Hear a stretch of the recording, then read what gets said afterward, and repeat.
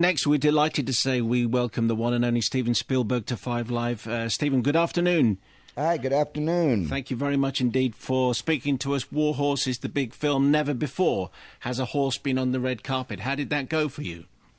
I think the horse was a little bit jumpy because of all the flash cameras. You know, on the set we didn't have flash cameras. We didn't have people yelling, look to the left, look to the right, look over here, look up here.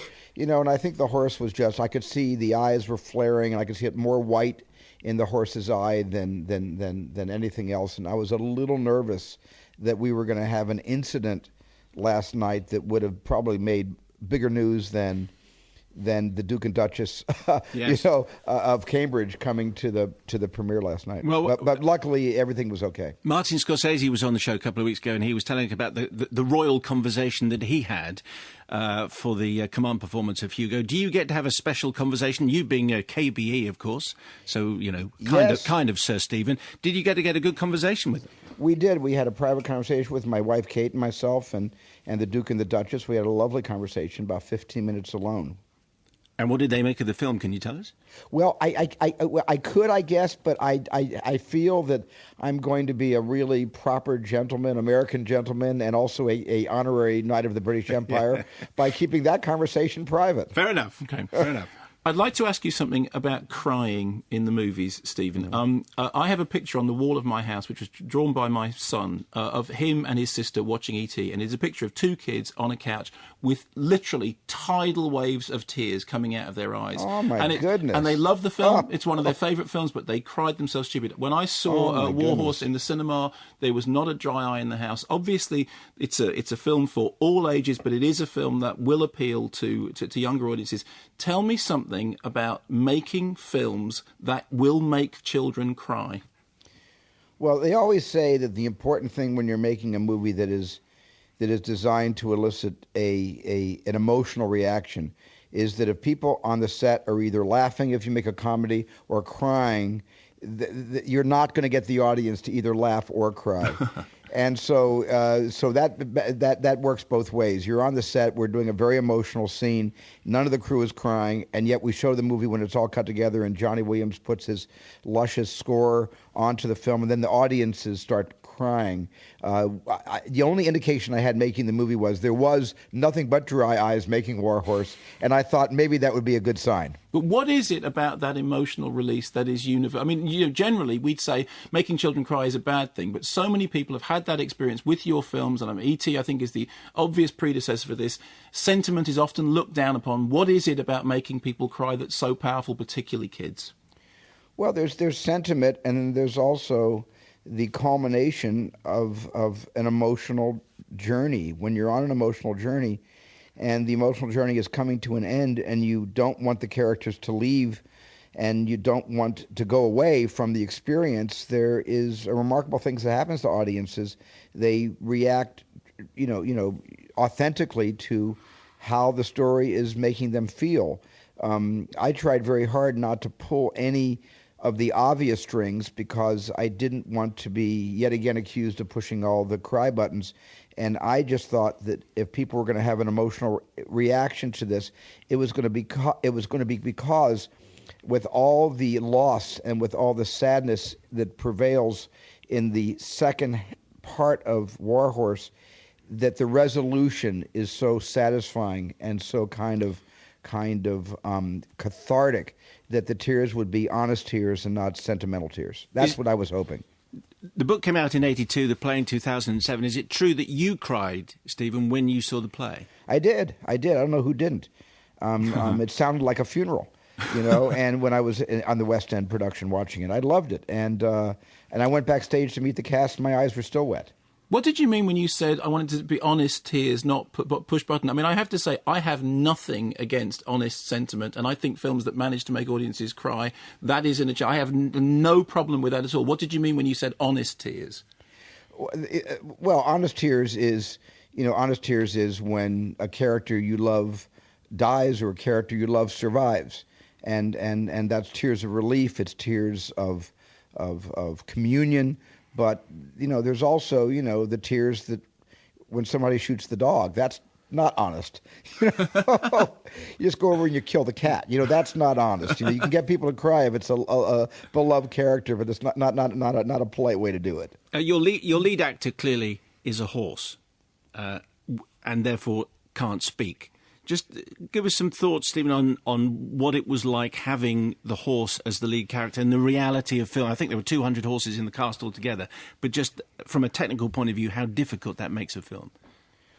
Well, what makes a film difficult, basically, is, how do you isolate an emotion in an animal that only communicates with its body, with its eyes, with its nostrils, with its ears.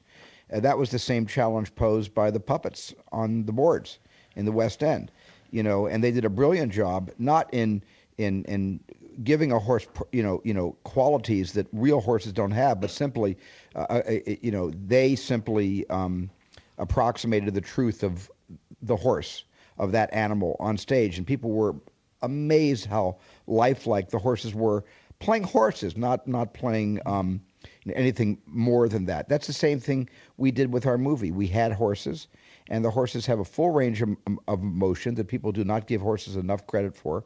And I simply found camera angles and ways to shoot the face and the eyes and the ears in a way that the horse could communicate what it was feeling. Is there any similarity at all between directing animals and, I don't mean this badly, and directing children? You've talked before about, for example, Henry Thomas's famous audition tape for E.T., in which at the end he cries and you say, "You got the job, kid," because it's a real, honest remote.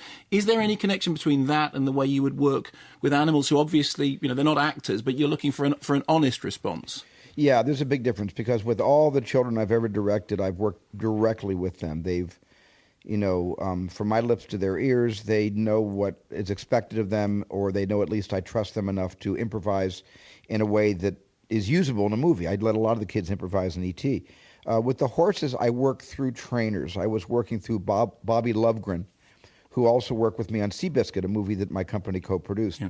And Bobby trained Seabiscuit, and he trained Joey, certainly for Warhorse, and I trusted all of his animal handlers, and they came from Australia, they came from Spain, they came from the States, they came from the UK, and interestingly enough, a lot of the horses that we used in Warhorse were the trainer's own horses, so they paid particular attention to keeping their own property safe from any kind of harm.